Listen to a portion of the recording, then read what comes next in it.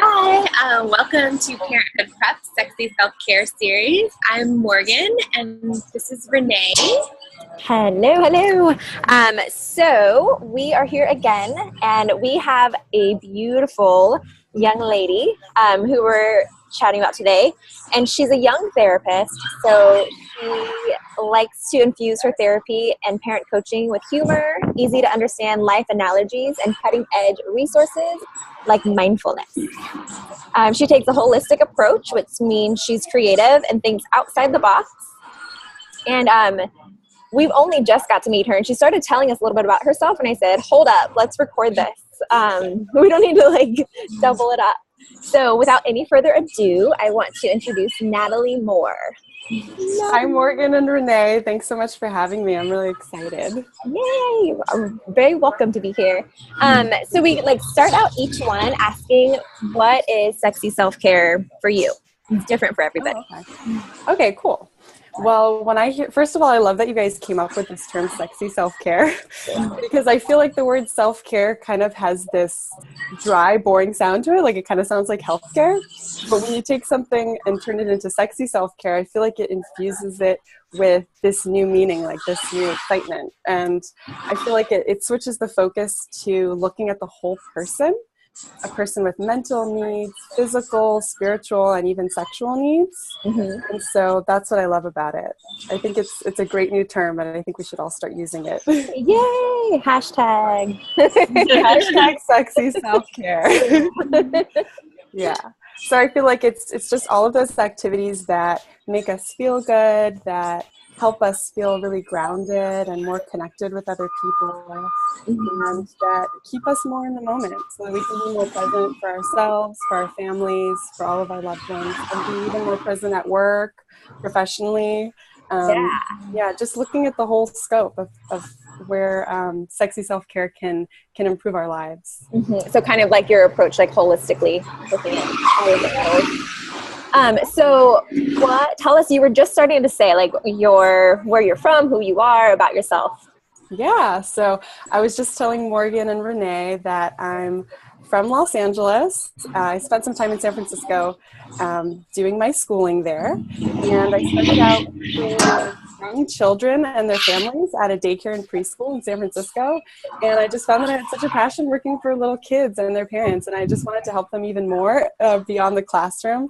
And so the best way of doing that was to become a therapist and start working with families really in the trenches and helping them with, their most intimate problems and issues.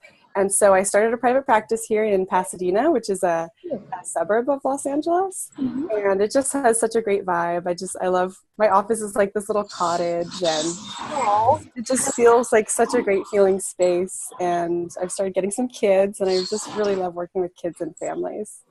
Oh, it sounds like such a nice, welcoming place. I want to go see it. I mean, it looks like from even when you came on here, and I could see the background in here. I was like, oh, this looks so nice. And yeah, we try to make it as comfortable for people as possible. If you are doing therapy for the first time, it can kind of be this intimidating experience. If you have no idea what to expect. So we like to make it feel like home. We have candles and we have tea and everything so that people can kind of get cozy when they arrive, so that they feel like they're in a sacred space. I see pictures online. It's really nice. Mm-hmm. Yeah, you can see I did a photo shoot. I borrowed a really nice camera, took a photo shoot. You can check it out on my website. I have a little gallery of photos of the place. Yeah. Awesome. So let's dig right in. What are some tips for mamas? Okay. Sexy self-care going on. Everything that I recommend to parents are things that I've tried myself in my own personal life. And the first one is being willing to say no to things. As someone who's dealt with perfectionism and people pleasing, I know that it's really hard. And I know this is something that a lot of parents and therapists and teachers also deal with, is wanting to please other people. When you have that role of always taking care of others, you kind of want to see people happy all the time. And so if they invite you to their event, or they ask you, hey, can you come to this, that, or the other, you might feel really pressured to always say yes. But unfortunately, full calendars and sexy self-care do not go hand in hand. So feel free to give yourself that permission to just say maybe, or to say, I'll get back to you about that. I've found that in the moment, it's really hard to say no, because you just imagine like crushing that person. You know, oh no, I can't make it. But just saying maybe to things that don't require an RSVP, or saying I'll get back to you about that, you can really take a look, like an honest look at your calendar, and take an honest assessment of how you're feeling that week or that month, and decide whether you really do have the energy to go to that function or bring your family to that birthday party, whatever it is. Yeah, or even if you want to do it, like instead of it being an obligation, like, is this something you want to do? Exactly. That's a that. great question that you need to ask yourself. Do I want to do this because it's going to be fun, or do I feel like I have to do this because it's an event in my community or people expect me to be there, sort of thing. Okay, so tip number 1, say no. Just say no. Tip number 1 is just say no, yeah. And I like the like say maybe, or like let me get back to you, because I think people are afraid to just be like, no, I can't. But it kind of gives you like a little like being nice about it, but like I really have to think about that. Yeah, and just to think about it. I mean, give yourself that breathing room. There's this other thing that I've started doing too, where I don't actually give an excuse as to why I'm not going to go somewhere. I used to say, no, I can't make it because I have, a paper due or something. But then after a while, that sends the message that you need an excuse, like that you need an excuse to not do something. Right. Whereas if you just say, oh, I can't make it, or I won't be there, it sends the message of, I don't need to make excuses for not doing something. I can have my privacy and my self-care. And that doesn't need to be something that I need to explain away. Yeah, totally. Love that. Cool. Are you ready for another tip? Tip number 2. Tip number 2 is schedule in your self-care. We schedule in everything else. We schedule in our work stuff, our family stuff, our kids' soccer games and everything else, but we don't schedule in those things that tend to make us feel good, like going on a hike on the weekend in the morning, or taking that yoga class after work. We tend to see it as, okay, I'll do that stuff if I have time or when I have time. But newsflash, you're never going to have time. So true. Schedule it in, because if you don't schedule it in, you're not going to do it. And so the second part of that tip is try to schedule in your self-care for the first thing of the day if you can. And I know that this is probably unrealistic for a lot of parents who have busy schedules, but it doesn't have to be an hour-long, exercise program or 30 minutes of meditation. It could just be savoring your cup of coffee in the morning before anybody has woken up. Because if you think about it, if you do something on your own and you do it mindfully, that's self-care, whether it's drinking coffee or doing some type of meditation or exercise. It's not the act itself, it's the type of feeling that we have while we're doing it. So if you wake up like 5 minutes early and have your cup of coffee before anyone's woken up, you can really savor it, and you can have that sense of peace and that sense of, I'm doing this for myself.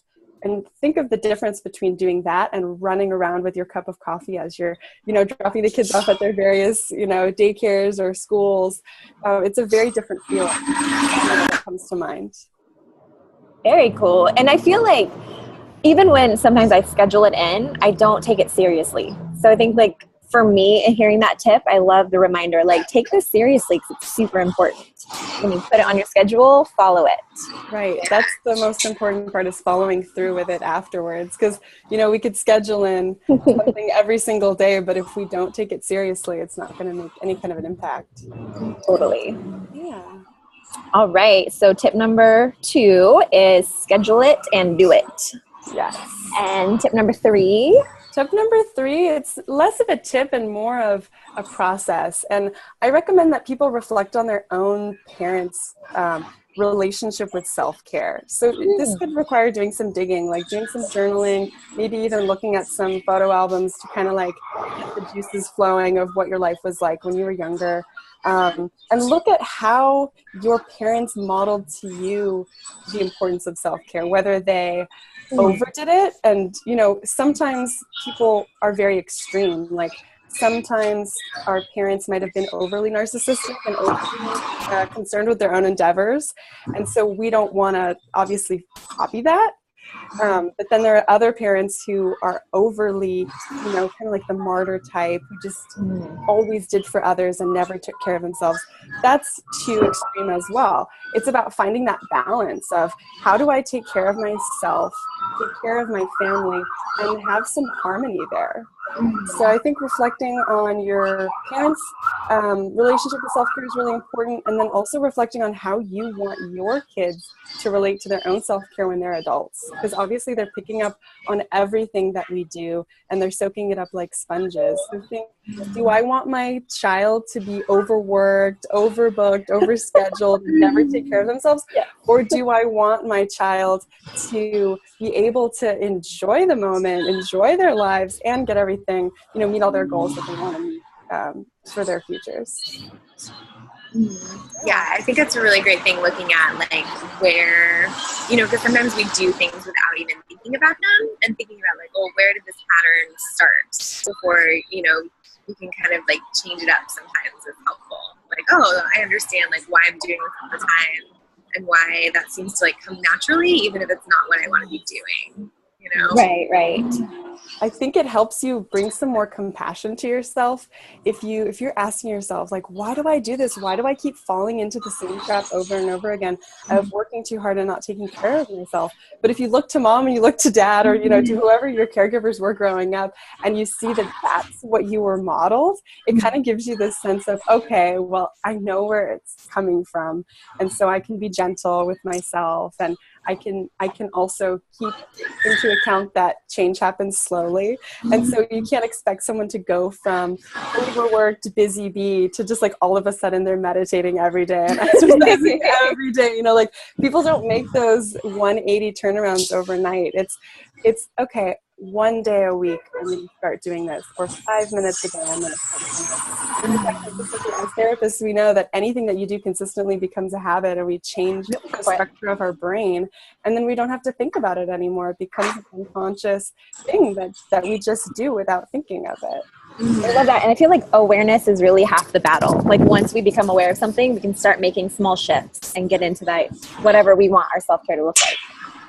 Exactly. Yeah. Starting with small shifts makes it less of this overwhelming task. Like if you think of self-care as like this thing to be accomplished, then it's like this big mountain that you're looking up at and you're like, how am I ever going to get to the top of it? But if you look at self-care as something to do incrementally and slowly, all of a sudden you see, oh, I just go up one step today, and then the next step tomorrow, and the next and the next.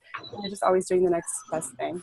And sometimes it's less about doing and just about like being present and being in the moment, like you were saying before. So it's like just savoring the moments, even when shit is out of control and your kids are insane, like going to the bathroom and just like enjoying washing your hands, like those like small tiny moments of like clarity and presence. Well, that's what I love about teaching people mindfulness, because a lot of times when people think about meditation, they think of it as something that they have to like section off time in their day to do, or, oh, I have to go to a meditation retreat, or I have to go live in a monastery and be a monk or something. And that's not the way it is. We can have a meditative lifestyle and a mindful lifestyle without actually dedicating. It's better to dedicate time to meditation as well as a formal practice. But even if you don't do that, you can still, like Renee, I'm looking at the tree behind your head, and you can have a mindful moment just staring at the ruffling of those leaves and like feeling the breeze on your face, how the hair feels on your face.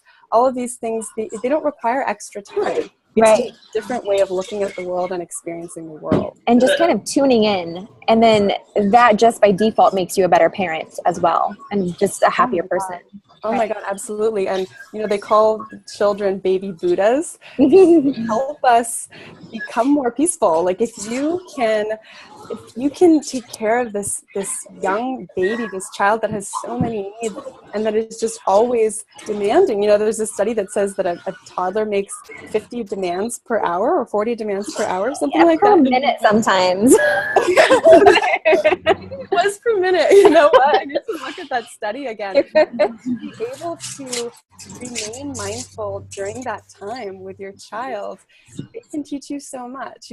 Kids are already mindful beings. If you see them in a sandbox, they're reveling at the way the sand is. It just feels so to them. They're not all of the, oh, we got a motorcycle guy in the background. Oh, sexy, but not sexy self-care in this. Right. They show us how to be mindful because they're amazed by everything. You know, they look up at the sky, they're like, look, mommy, look at the clouds, it looks like a dog, or look at the airplane, look at this, look at that. You know, instead of being overwhelmed or annoyed by these comments, we can take it as, oh, that's my mindfulness cue. Let my child be my mindfulness cue, like those mindful bells that go off. And they can remind you, okay, yeah, I'm going to look at the sky. You know, maybe I need to be answering an email right now, but who cares? I'm going to look at the sky and notice it for a few moments, be present, connect with my kid, and that email can wait a few minutes. I love that.